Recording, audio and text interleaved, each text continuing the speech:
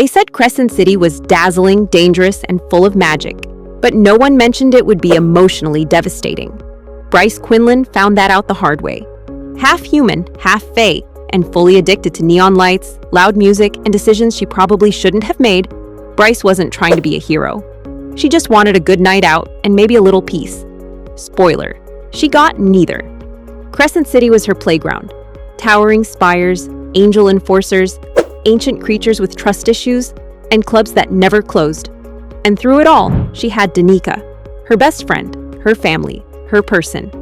Danika wasn't just the alpha of the pack of devils. She was the chaos wrapped in a leather jacket. A sharp-tongued, faster-than-light, break-the-rules and smirk about it kind of storm. Together, they made the city their own, until the city reminded them who was really in charge. Because Crescent City doesn't reward happiness. It watches you fall in love with your life, and then burns it to the ground. This isn't just fantasy. It's grief, it's war, and it's trauma, dressed up in glitter and blood. So yeah, buckle up. One night, Bryce comes home and the door's already open. That detail alone is wrong. Danika always locked it, even just to shower. The lights are off, no music, no laughing, just a cold, breathless silence.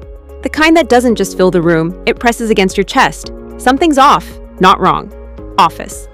Like the whole space is holding its breath, then it hits. The smell, iron, blood, burned fur, magic. It's the kind of scent that doesn't wash off, no matter how hard you scrub. She steps inside, heart racing, and the hallway feels longer than usual. Every step echoing like a countdown. Then she sees it. Danika's body is collapsed in the center of the room. Her tattoos smudged, her hair matted with blood. What's left of the pack is everywhere. Claws, teeth, torn limbs. 8 wolves, reduced to remnants in minutes. Bryce doesn't scream. She doesn't run. She stares.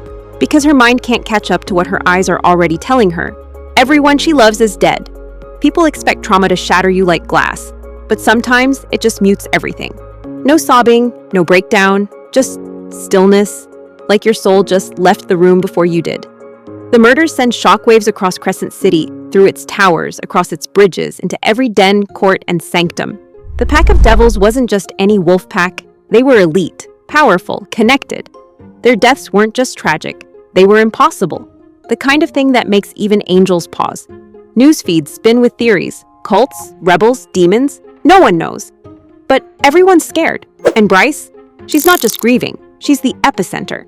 The city doesn't blame her, but it also doesn't spare her. People stare, whisper. Some look at her like she's fragile, others like she's cursed. But no one dares say what she already knows. She should have died too. 2 years crawl by. 2 years of empty apartments, unread messages, and nights where she stares at the ceiling wondering if her heart is still beating. She trades dance floors for pharmacies, laughter for silence. The vibrant girl with fire in her blood and stars in her voice is gone. What's left is someone who only exists in fragments, who measures time not by days, but by how many times she almost called Danika before remembering she's gone. And then, just when Bryce starts to disappear completely, Crescent City pulls her back in. There's been another murder, different victim, same cruelty. Ripped open, symbols burned into the floor, traces of forbidden magic humming in the air, the kind that's ancient, outlawed, and very much alive. Bryce doesn't want to be involved. She's barely stitched herself back together. But the city doesn't care. When the gates of hell crack open, they send whoever's still breathing. And Bryce is breathing, technically. This time, she's not alone. The Asteri, the shadowy rulers of Midgard, send in Hunt Athalar, a fallen angel with wings like carved obsidian and a temper sharper than his lightning. Once, he led a rebellion against the Asteri. Now he serves them, blade in hand, collar around his neck. Hunt doesn't believe in softness or second chances, especially not for broken girls with red curls and blood on their hands. Their first meeting? Explosive. He calls her reckless. She calls him a slave in a golden cage. He sees a liability. She sees a thug with wings. But neither of them gets a choice, because someone is summoning real demons. Creatures that slipped through cracks in the wards, devouring both human and veneer flesh. Someone who knows Crescent City's magic better than its protectors. Someone who already killed once and isn't finished. Before we continue with this video, I want to ask for your help. I'm trying to reach 1,000 subscribers by the end of this month, so I'd really appreciate if you would subscribe and help me out. Okay, let's continue. The investigation yanks them out of their comfort zones and drops them straight into Crescent City's underworld. And no, Not the cool, mysterious kind with sexy vampires and velvet couches. We're talking sewer tunnels, collapsing staircases, and libraries that smell like mold and regret. This city may sparkle up top, but down here, it's rot and secrets. They follow the trail past ancient archives that were supposed to be sealed forever, and find something way worse than a killer: synth. Imagine a glowing blue liquid that looks like magic, feels like power, and absolutely ruins your life. It's banned, highly unstable, and of course, wildly popular in all the worst circles. One hit and a regular human can punch through walls or their own ribs. The side effects? Think possession meets explosion. And suddenly, Bryce isn't so sure she knows anything about what really happened that night. The perfect story. Demon shows up, Pack dies heroically, starts to fall apart like bad mascara in the rain. What if Danika wasn't just in the wrong place? What if she was the place? And what if everything Bryce thought she was grieving was a lie wrapped in a pretty funeral? Hunt starts to notice things. Not the way Bryce dresses up pain like it's something to be danced with. Not her dramatic entrances or razor-edged comebacks, but the quiet choices. The way she shows up when no one expects her to. The way she holds herself like she's made of armor, even when she's barely holding it together. She's not just the girl who used to rule the dance floor. She's the woman who kept breathing when everything told her not to, and that to him is something dangerously close to sacred. Bryce, meanwhile, starts to see cracks in Hunt's stone facade. Turns out the scary, lightning-wielding enforcer was once something more. A leader. A fighter. Someone who dared to believe in change.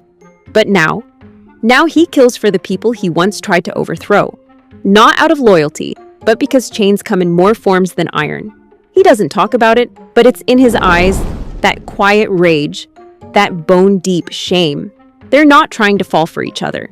In fact, they're both very busy not falling. But somehow, between near-death missions and charged silences, it starts to happen anyway. This isn't a love story, it's a battlefield. And the price of connection is always blood.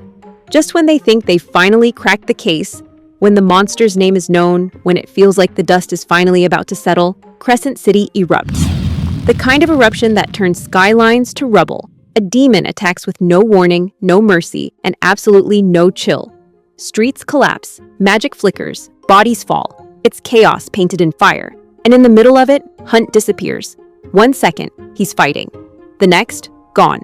Taken by forces that don't leave fingerprints, only scars. He's dragged underground, shackled, and tortured, all while Bryce watches it happen. Not in person, on a screen. Cold, clinical, high-resolution horror.